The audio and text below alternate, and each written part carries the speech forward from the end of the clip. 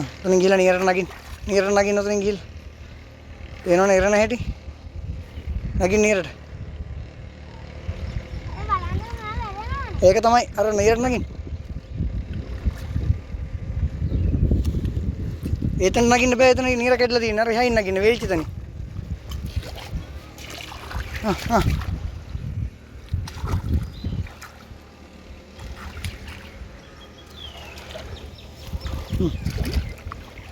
Ya, mari.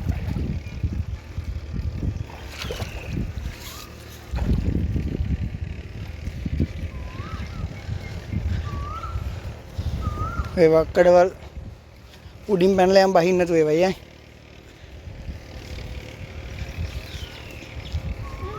මෙහෙ මේ පාර 100යි.